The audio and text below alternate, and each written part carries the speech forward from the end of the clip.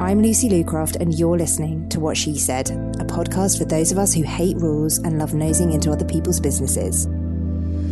As a podcast producer and neurodivergent mum of two, I have no time and too many things to do. I also hate following rules and blueprints, so every Monday I speak to fellow small biz owners to find out how they do business differently in cosy, rambling chats. If you want to eavesdrop in on them, you'll love What She Said. Subscribe wherever you get your podcasts or head to lucylucroft.co.uk/podcast to find out more.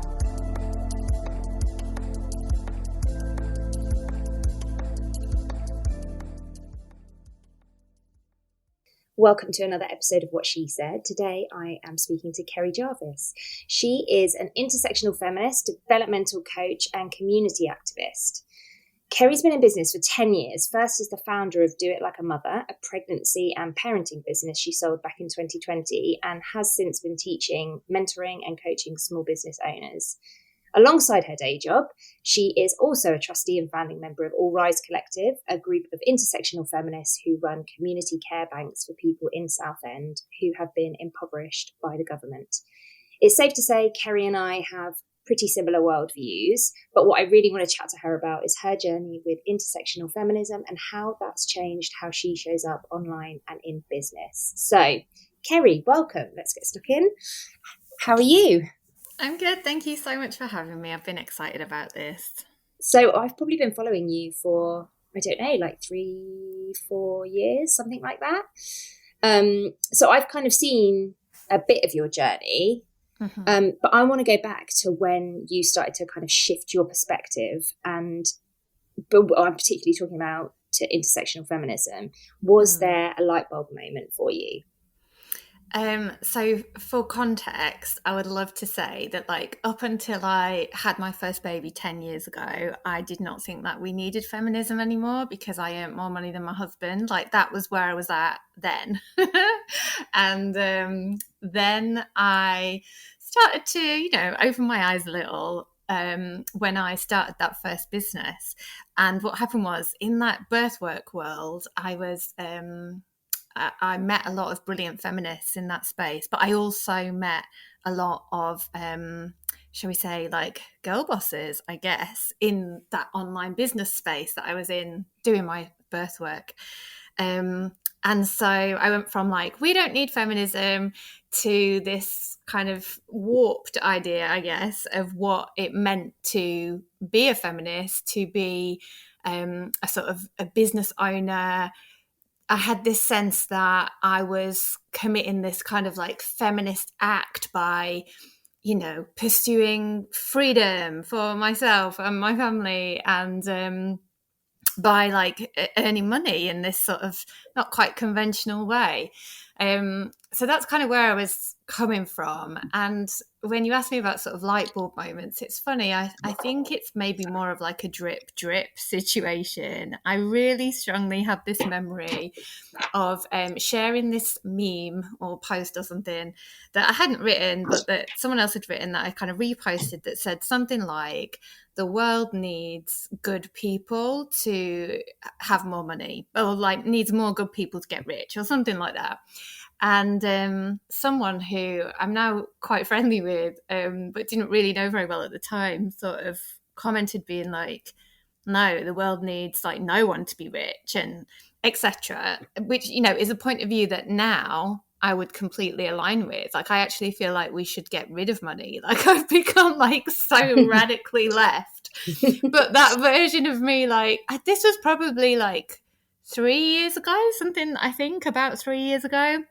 And I just remember feeling like, no, you're misunderstanding me. Like, obviously everyone should have their needs met, but also like, I feel like the root there has to be that women like us kind of create this change, because when we have more resources, there's this ripple effect. And like, that is the way to change, and not really seeing sort of the sort of like savior vibes going on there. This idea that like, these largely like middle-class white women like me should be in charge of like the change, like by accruing all this wealth, and that was sort of the route to a a better world. And look, I know that, it is well documented that, for example, when women increase their earnings, increase their wealth, they do invest more back into their communities than men do. They do invest more into sort of causes that affect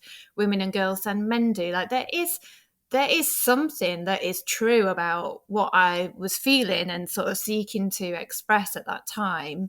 But what's also true is that in the grand scheme of things, like any amount of money that an individual woman who sort of does well in her business can redirect is insignificant in the scheme of sort of how the systems that we then participate in take from people. So that's like a moment that stands out for me. But at the time, I didn't feel like that was teaching me anything. I just felt like pissed off that I felt misunderstood by this person. And it took a long while for that, and then many other moments like it, I guess, to sort of filter into my understanding of the world that we live in and the systems that live within us. And I would say that, like many people, I guess, the pandemic and everything that came alongside it, and sort of like a personal, like a family, a really difficult family situation that emerged for us as a result of the pandemic, it just it put a lot of things into clearer perspective, and a lot of this stuff that I'd been considering and sort of wondering about just all seemed to take on like new meaning in that time. So that, I guess, that was kind of something of a turning point. That's fascinating. I'm sure a lot of people, well, I don't know, everybody's on, if you're on a journey with feminism, whatever part of your journey, is going to feel like you're kind of at the end, I think, sometimes. Yes. I think you sort of start off with this smug sort of, and it's not a bad thing. You don't know you're on that. You're almost being broken down, aren't you? Mm-hmm. Like layer by layer. And that drip, drip, drip, I really resonated with that, because when I look back, like you can always have those kind of cringy moments, can't you? When you look back, oh my God, yeah, and think, oh, I can't believe I used to say stuff like that. I can't believe I used to do this. And I see that so often with people. When I see, I'll almost be triggered and think, oh my God, this person is awful. And then I remember, oh, I used to think like them. Yeah. A few years ago too. Because Yeah. I also used to think that, it's important for me to become a billionaire because I'm going to do good things with it. And that's why I should be charging so much money. It's unethical for me not to charge all this money because I'm a woman, and I'm sure that feels familiar as well. Oh my gosh, totally. and also this point that you're making as well about sort of how activated we get by people who sort of demonstrate, like it's like this confrontation with our past selves, isn't it? When someone's like saying these things that we are embarrassed or ashamed to have previously believed. Like I think there are just these layers to that experience where, yeah, I feel this sense of like, oh God, I hope that no one remembers that I used to say or think that.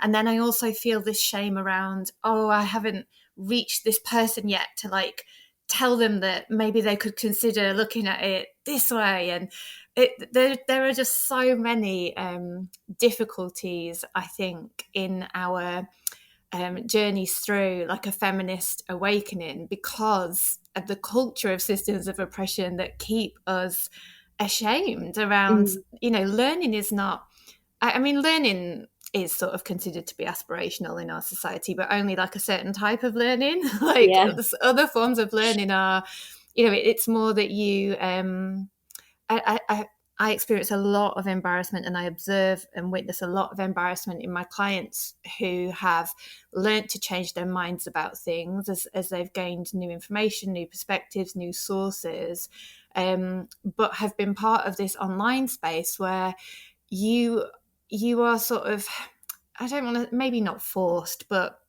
there is some necessity to you voicing your views, quite regularly, which means that it's inevitable that then we end up with this like trail behind us that is like a record of that learning journey. And it's deeply uncomfortable to remember that. Like sometimes I'm literally just like wake up in the night being like, why are so many of my opinions on the internet?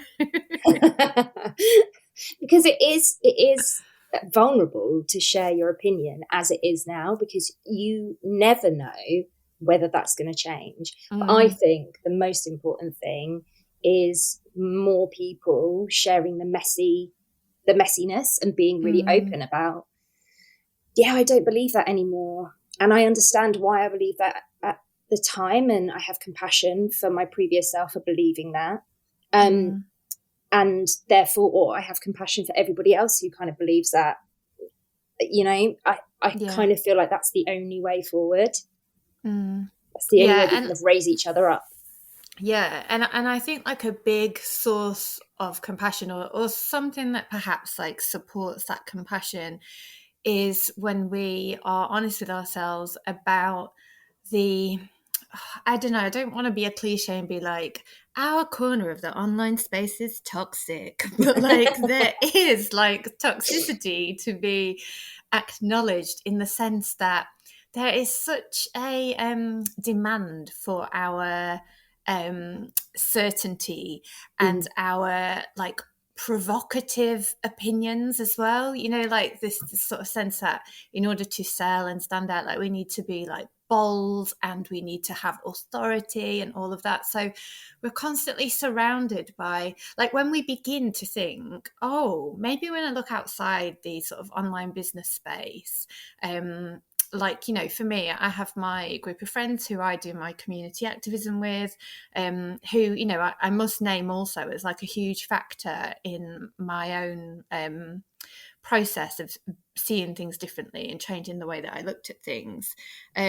But so we sort of look outside of the space and we start to shift our opinions or thought processes to some extent, but then we're back in the space and we're surrounded by people telling us like, no, this is how it is. Like, it can only be this way. Like, if you want to be successful, it's got to look like this. And you're just kind of, you need to just think that you're responsible for yourself. Like, stop, letting other things like suck your energy or whatever. And so we really must, I think, acknowledge the culture of the space that we move through in online business, and how sort of well, it's intoxicating, it's seductive. Like, I would love to believe once more, I would literally love to go back in time and just be like, I'm only responsible for myself. Like, would be amazing. But also I obviously would not love that, you know what I mean? Yes, it would be more peaceful perhaps. Yes. But for your own head. But no, I understand what you mean. So I am so interested to know your thoughts on ethical business, because I know that's something that you really champion and talk about. And actually, you've got a workshop soon, I think, haven't you?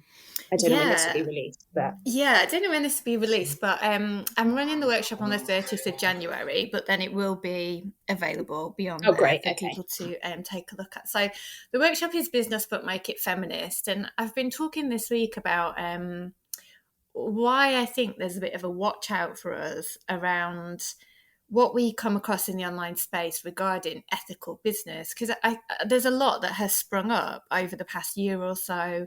A lot of different voices sort of declaring like, well, I can teach you how to do business in an ethical way. And also there I see a lot of this sort of certainty that I was referencing before, like, I can tell you how to do it. Like, here's the blueprint for that. Like, do it like this. And even in some spaces, I'm seeing people providing sort of certification for ethical business.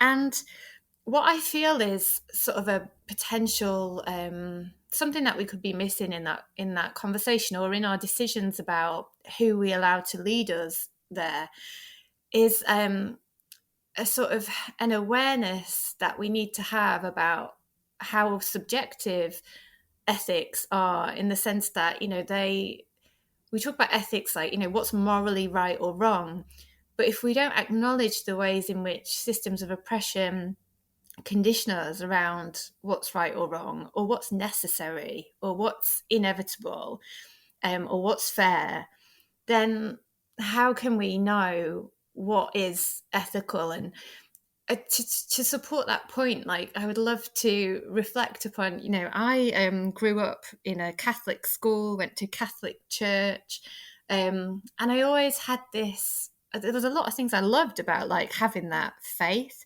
and there's a lot of the kind of teachings of that faith that really resonated with me as a child. Love one another, like share with your neighbor, like all of the sort of like the values that most of us would say we aspire to embody.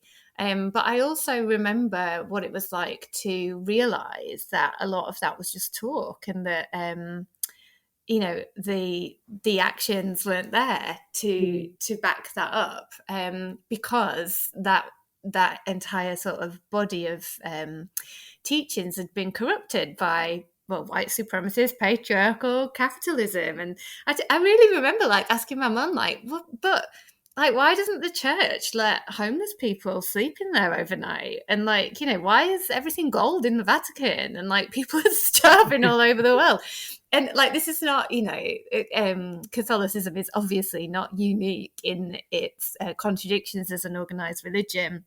But I think about that a lot as like a first experience of realizing, without having this language for it at the time, how systems of oppression infiltrate well-meaning people's behaviors. Like, lots of people that we would have been sitting by in church would have been really well-meaning, caring, generous, loving people who had been taught to believe that essentially, like, some people are not worthy of care and respect.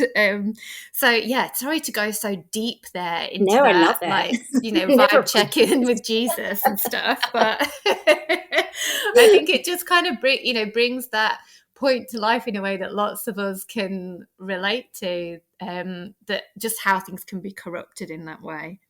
And to go back to when you were talking about the kind of ethical business advice and the rise in, the talk about ethical business, and I have noticed that too.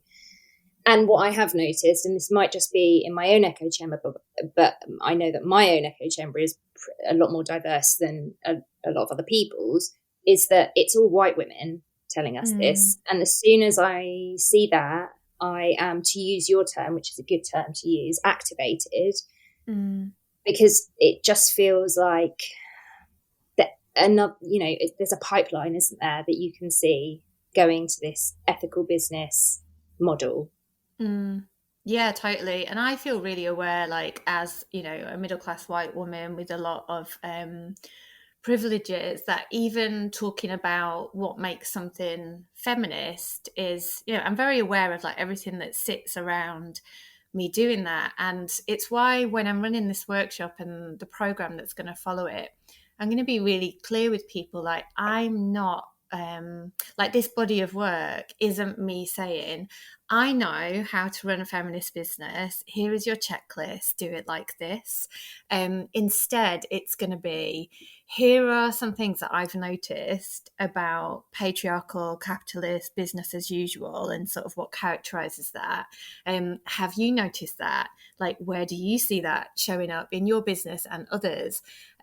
What might your counterculture in opposition to those characteristics look like in your business, and what might be accessible and available to you now, and what might be something that takes some time to work towards, and who's doing it well, and who can we learn from? And I think this needs to be, this is the only approach that I can imagine working, because we all are coming to these conversations with our own different obstacles, privileges, resources, personal current circumstances, etc. And the idea that any one person can tell anyone else sort of how to run their business in an ethical way just doesn't feel true to me, because it doesn't feel like there is space to acknowledge the complexity of the terrain, which is that each of us are impacted by the systems in different ways. So, you know, what yeah, like who's deciding, like who's getting to decide, and particularly when we're talking about certification and whatnot, I just think we're getting into sort of really odd territory, like, oh, I am assigning you off as being like a good person. Just feels not right. And so much of all of this comes down to our need as humans to be good or bad, Mm-hmm. or Yeah. mostly to be good. Because when you were talking about Catholicism, and yeah, like you say, there are a lot of Catholicism isn't unique in that kind of model, but it all comes down to, here's a blueprint for you to follow, and if you follow this, then you are good. Yeah. And that is replicated in, I mean, you know, business coaching that I see sometimes, that's replicated in a lead magnet. You see it all the time, but we're really drawn to that, I think, as humans. I'm not immune from it at all. I'm drawn to just, you know, having a nice handy little checklist that I can tick off to be like, boom, I'm good, I'm a good person, that's done. Because the other stuff is hard, isn't it? It's hard. Yeah. Oh my gosh, completely. And I think that this is a really important sort of, it has the potential to be like a massive stumbling block for anyone who does want to make changes in their business, because with making the change comes the acknowledgement that perhaps some of the business behaviours we've been participating in and perpetuating, you know, at some point there comes a realization that, oh my gosh, that does not feel okay for me anymore. And it can bring a lot of fear for people, because there's this sense that if I just don't think about that, if I just don't make a fuss about it, that will just go away quietly. No one will ever notice that I am not wholly and completely good or perfect in the way that I show up in this space. And as soon as I start to make a change, it sort of draws attention to how I was doing things before. And then what if I am on the receiving end of judgment for that? What if someone tries to cancel me for that? You know, like that. It just, in the climate that we operate in, and the ways in which I think we struggle to understand what accountability might look like without resorting to cancel culture, it can just feel like a really risky space for people. And I was actually just writing something this morning for my email list for tomorrow, where I was just kind of offering up reassurance to people that, you know, when they come into these spaces that I'm facilitating, it's not going to be a case of, right now I'm going to point to you and say, oh, well, if you're saying you did that, like not even years ago, like last week maybe, then maybe you're not a feminist, or maybe, you know, you're kind of trying to screw people over or whatever. Instead, like, let me put my hands up and be like, I've done tons of stuff over the years that I would not do anymore, that I hold regrets about. And also, I am still doing things now that I am wrestling with, that I am struggling with. Like, you know, what does this mean? Like, how do I, is this sort of justifiable? Because ultimately, the further piece of reassurance I would like to offer to small business owners who are looking to bring a more feminist approach to their businesses is that we have to survive in capitalism. Like, we have to feed our families and like pay our mortgages and our rent and whatever. Like we do have to be able to sustain ourselves, and ultimately there, I don't think, is any wholly and completely ethical way to do that within these systems. Now, that doesn't mean we shouldn't bother trying to shift more in a sort of ethical feminist direction, but certainly I think that there has to be an acceptance that whatever we do, we will always be able to find ways that we could be doing quote unquote better. Yeah, and that is reassuring. Something that I struggle with is pricing. So I like you always offer pay what you can, and have done for a long time. But also I do have higher price, for my one-to-one work, it costs more. And I have struggled with my own margins and my own kind of need for it to be sustainable for me. And also the desire for greediness comes up in me when sometimes you get pushback, or sometimes I have had pushback from friends who are like, you should be charging more, you should be charging more. And yeah, that's something that I do grapple with, because when somebody else tells you could be charging double that, I think, oh, I could be earning so much more. And then I think, but do I need to be earning so much more? Is it ethical? I don't believe it is. It's not ethical for me. Same as you. Money is just nonsense. And yeah, I don't believe in billionaires, of course, and don't believe that we should all be striving to be rich, because we could all have what we need. The whole world could have what they need. Yes. And then some. Everyone could have what they need.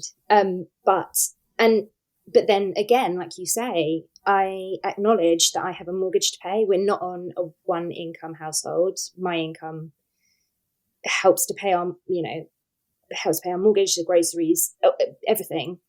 So I am surviving capitalism the best way I can, but also trying to minimize my harm along the way. And it's constantly changing. I can't say.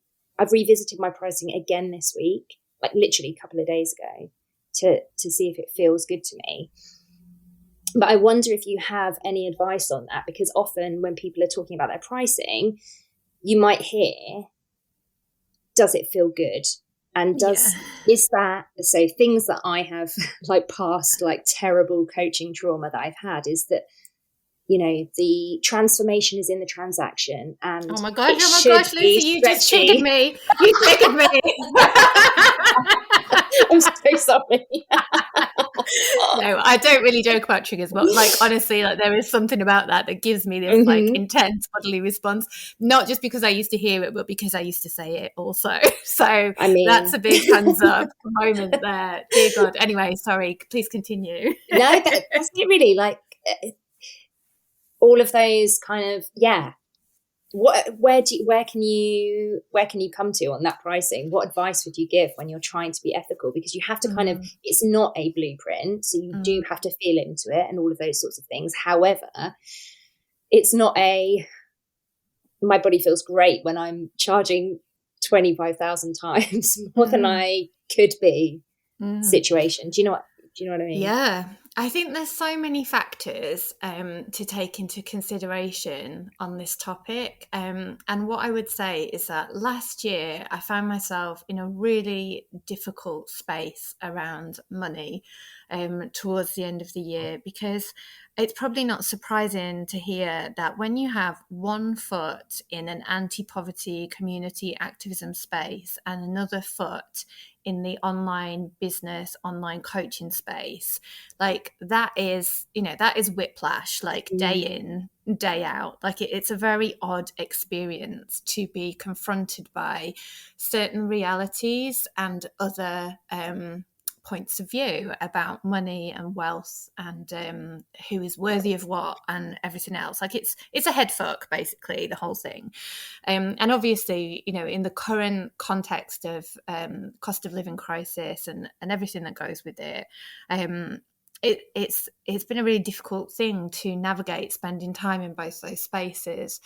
And I really have felt that my concerns about what it means to be a well-resourced woman in the context of this society aren't well addressed across the majority of, the content that's out there and sort of the offerings that are out there. And I got to the end of last year feeling really like I absolutely need to get serious again about my business.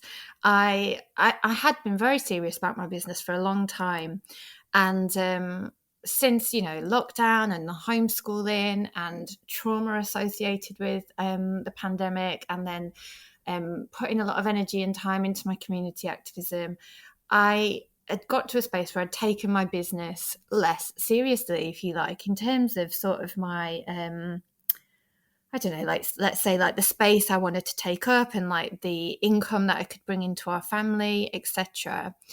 And I ended last year being really poorly for a couple of months and having a lot of space to think about, what am I doing? Like, how am I providing for myself? In what ways am I getting burnt out? And in what ways is this sort of unsustainable, etc.? And I'd hardly taken on any one-to-one work last year. And that was in part because of this sort of pickle that I'd got myself into about the pricing and whatnot. So I did, at the end of last year, I invested in this short course with Kelly Deals and Danielle Cohen called Good Money. I think it was 300 quid, maybe it was even $300 and a bit less in pounds. And I have to name that as like a real support for me in sort of shifting me out of this hole that I'd gotten myself into, because what it offered me was a really practical approach to my pricing, in the sense that I was guided through processes which, you know, to be frank, were not sort of new ideas to me, around, you know, assessing ultimately like what is my capacity, and you know, like what are my actual needs in my household, like financially, what does it mean to work in a way that leaves me with time to do my community activism, etc. So it's not that I'd not thought about these things and didn't know that there was a methodology available to me here in coming up with my pricing model, but there were gaps in it. There were gaps in my sort of, there were bits of it I couldn't quite name that weren't working out for me. So for people who are struggling with that is a resource from Kelly Deals and Danielle Cohen that I would recommend. But what it has supported me to do is to know that the prices that I've now set are the only prices at which I can run this business. They're the only prices at which, like, I can do this work, do my community activism, and be able to make parts of my work accessible. So pricing in the way that I am for one-to-one means that I can have one day a week where I work for free for our Care Bank project. And it means that I can offer pay what you can afford on all of my workshops. It means that I will sometimes have capacity to offer pay what you can afford one-to-one sessions. But the other thing that I'm looking at is, who am I working with on a one-to-one basis and how am I getting paid? So I've always had a small number of clients whose employers have paid for their coaching with me. And that is something that I am committing to pursuing more of, because to me, it just feels like a sort of win-win situation here. Like, I don't want to make myself Robin Hood or anything like that, but you know, there is something here that is helpful to me, in that I know that, you know, I'm being paid by, in some cases, like corporations who can absolutely afford to pay me a competitive market rate, that facilitates other work, that I want to do and that I want to be able to do in an accessible way. So I said at the start of that, there's loads of factors here, and I'm not even sure I've touched on them all, but hopefully there's something helpful there for people in terms of looking at their models, you know, of their own needs and of other people's needs and where that money is coming from. I know that not everyone can be like, oh, and now I'm going to do this sort of mixed model with these types of clients and these types of clients, but perhaps there is more scope for that sort of thing than people might initially think about for their own businesses. Yeah, it was a great answer. That was really, really helpful for me, if for nobody else. That's all that matters. Okay, so just to finish up, what are your hopes for 2023? And I'm not talking about words of the year or anything like that, but how would you like to end the year? Well, I know you said you're not talking about words of the year, and I wasn't going to do one. I wasn't going to have a word of the year because I was like, fuck that girl bossy shit. Like, this is my word of the year. But I had this realization that something that became available to me during this kind of extended period of illness at the back end of last year was the space to remember more of what I already knew.